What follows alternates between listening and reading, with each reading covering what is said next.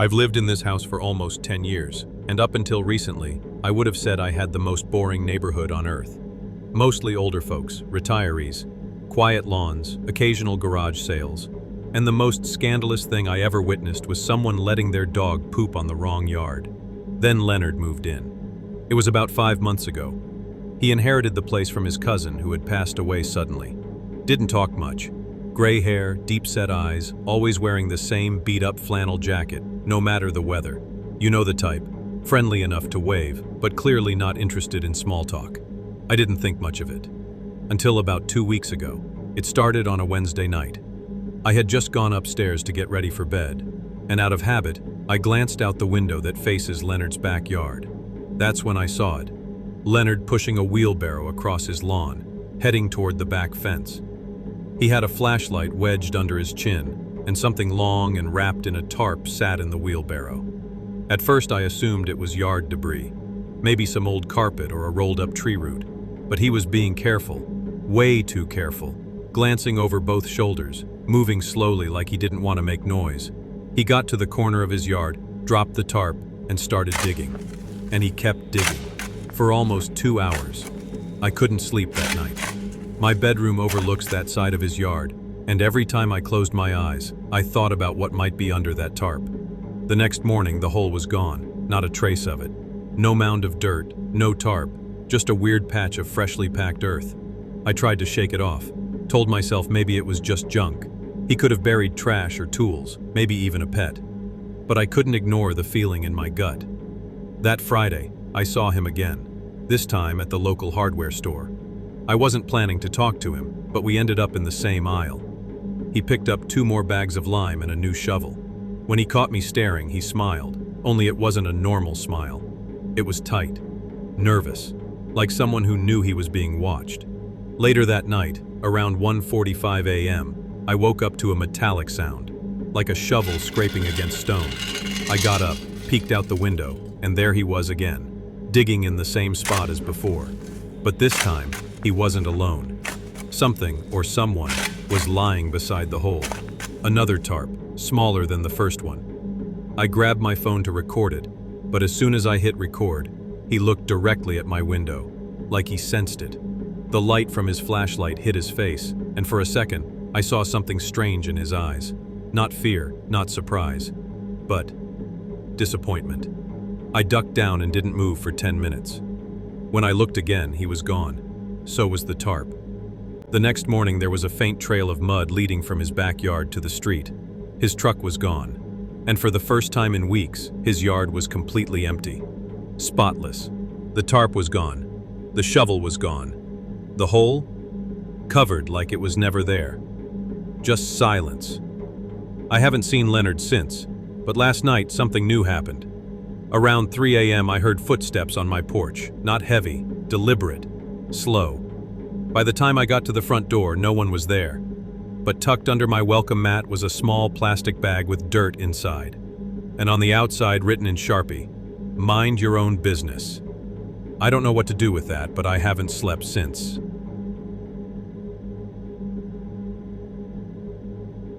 This happened when I was 12. We were living in a small, older suburb on the edge of a forest preserve. My parents said it was just temporary, but we ended up staying 3 years. Down the road lived 2 brothers, Dylan and Mason. We'd see them riding bikes or fishing at the creek, but they never came over, never even waved.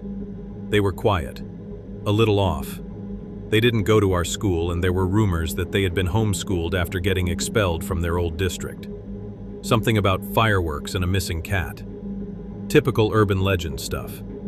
Then one day Mason, who was about my age, came by while I was shooting hoops in my driveway and asked if I wanted to explore the tunnels by the train tracks. Said there was an old drainage system we could crawl through. I asked what tunnel, and he said there was this old flood channel beneath the freeway, just past the woods. He called it the game. Said people went in, and only some people came back out. I thought it was a joke. But then Dylan showed up holding a flashlight and a backpack. They weren't smiling. My younger cousin was visiting that week, and he begged to come too. I didn't want to look scared in front of the brothers, so I agreed. We met the next day and Dylan was already there waiting. He didn't speak much, just handed us flashlights and told us to follow. They led us through a bunch of undergrowth and down this steep slope behind a storm drain. I should have stopped there, but I didn't. The inside of the tunnel was pitch black, narrow, and wet. The flashlights they gave us were barely working, flickering constantly, weak beams that didn't reach far.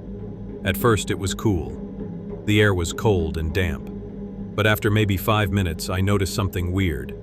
Symbols etched into the walls. Not just graffiti, symbols, carved deeply. Then Dylan whispered, "Don't step on the wrong lines." I looked down.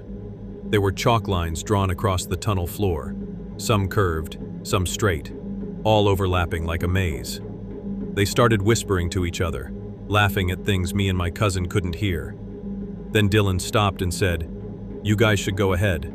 We'll meet you on the other side." Red flag. We didn't move. Something about their tone had changed. Suddenly, they turned and bolted out of the tunnel, cutting the flashlights off and leaving us in the dark. Then I heard it. Someone breathing right next to me. But it wasn't my cousin. He was clinging to my arm. We turned and sprinted the way we came, slipping on moss, stumbling in the dark. My cousin was crying. I swear I could hear someone laughing behind us. Soft, broken, like a cassette tape playing back a voice. When we reached the entrance, it was blocked by a shopping cart with large wooden sticks in it. The brothers were standing on the other side. "Only way out," Mason said, "is to finish the game." He smiled when he said it, like this was all part of some game they'd played before. I don't know how I did it, but I kicked the shopping cart over with all my strength and shoved him hard enough to make him fall down. We scrambled out and didn't look back. That night, someone slipped a Polaroid under our front door. It was a blurry shot of us inside the tunnel, taken from behind. We never spoke to the brothers again. My cousin won't talk about it, not even now, and I still don't go near tunnels. My parents reported it, but the boys' moms swore they'd been at home all day. Their family moved out a couple months later. I don't know where they went, but sometimes I still have nightmares about tunnels and the thing I heard breathing in the dark.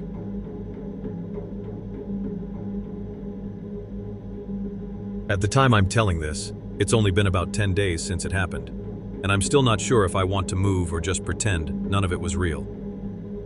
I just graduated a few months ago, and this is my first time living completely on my own. My apartment's nothing fancy, 1 bedroom, kind of run down, and in a sketchy neighborhood. But it's all I can afford right now.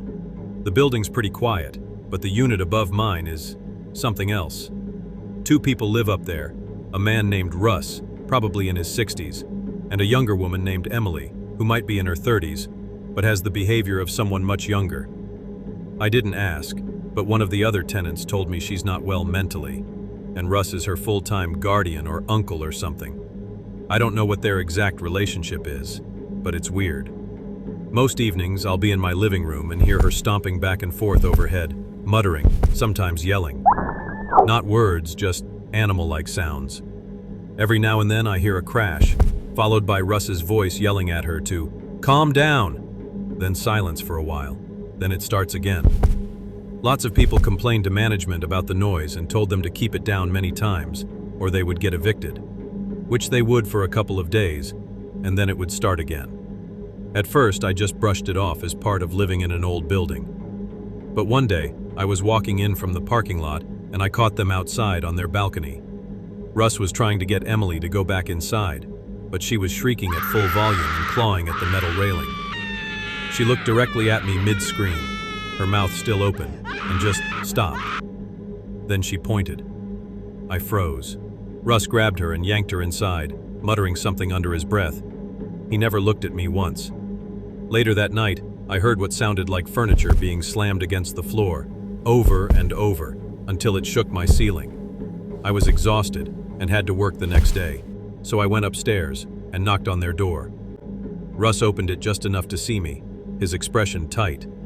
I said something like, "Hey, sorry to bother you, but the noise is getting kind of bad at night. Is everything all right?" He looked me up and down and said, "She doesn't like strangers watching her." I said, "I wasn't watching anything. I just live downstairs. And he just said, then stop looking up, and shut the door in my face. The next few nights were quiet. Too quiet. Until Friday. Around 5:40 a.m., I woke up to a loud bang at my front door, like someone kicked it. I grabbed a knife and went to check, but no one was there. I tried to go back to sleep, but I was too scared. It wasn't a knock. It was like someone wanted the door to break. The next night I didn't sleep. I stayed on the couch with the lights on, watching the door. Around 2 a.m., something heavy dropped onto the ceiling above me. A loud thud, followed by what sounded like running. I heard muffled laughter, then a dragging noise. Then nothing, just silence for a few minutes. I heard someone whisper my name outside my apartment door repeatedly. It was Emily, hair hanging in her face, hands clenched into fists, just standing there. I froze. She whispered again, "You should have left up." Then she started pounding and kicking my door, screaming incomprehensible things. I grabbed a knife and ran into my bedroom and slammed the door. I locked it and called the police. By the time they showed up, she was gone. I told them the woman lives upstairs and that she was mentally insane.